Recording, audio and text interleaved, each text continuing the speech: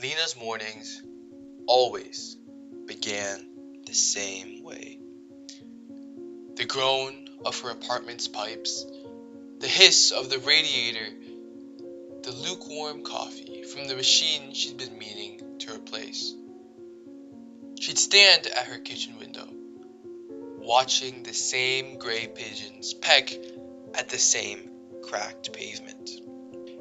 I wonder, absently, when the city had gotten so loud.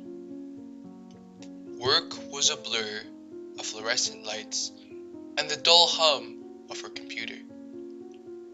Her coworkers spoke in the same tired rhythms, their complaints looping like a broken record. One Thursday, her supervisor mentioned an optional training program, some new software the company was rolling out. Lena nodded along, already forgetting the details. That night, she dreamt of swimming in dark water, with her limbs heavy but moving all the same. The receipt from her last pharmacy refill had been stuck to the fridge for months. One morning, as she reached for the milk, she noticed it had curled on the edges, the ink fading. She peeled it off and dropped it into the trash without thinking. Winter came. The radiator in her bedroom clanked and shuddered, but the cold still seeped in. One night, she woke to the sound of her upstairs neighbor playing piano. Not the usual clumsy scales, but something slower, melancholic. Lena lay there, listening, until the notes blurred into silence. In March, she found herself walking past the old bookstore near her bus stop. She'd passed it 1,000 times before. But today, the door was propped open, the scent of paper and dust spilling onto the sidewalk. She stepped inside. The bell jingled, but no one looked up. She trailed her fingers along the spines of books, stopping at a slim volume with her watercolor cover, a bird in mid-flight. She didn't buy it, but for days afterwards she could still feel the weight of it in her hands.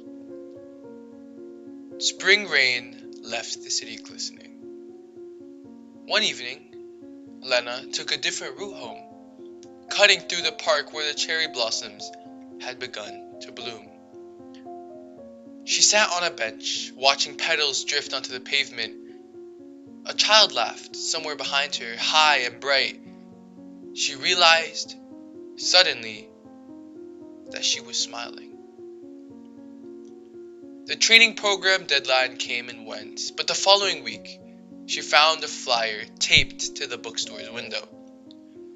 Life drawing class. All skill levels welcome.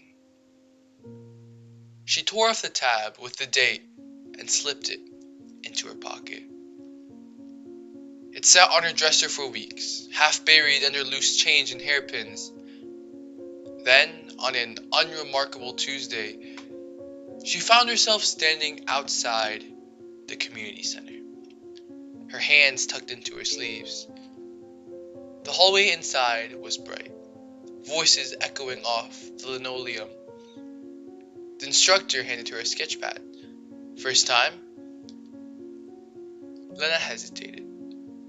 Somewhere in the back of her mind, she saw the faded receipt, the half-finished painting in her apartment, the way the light fell across her floor in the mornings. Different now. Or maybe just different to her. Not exactly, she said. And for the first time in a long time, it felt like the truth. We all have a part of Lena inside ourselves. Transformation isn't always a thunderclap. Sometimes it's the quiet accumulation of small, almost invisible choices. Pay attention to the moments you begin to let go without realizing it. The life you're waiting for might already be unfolding.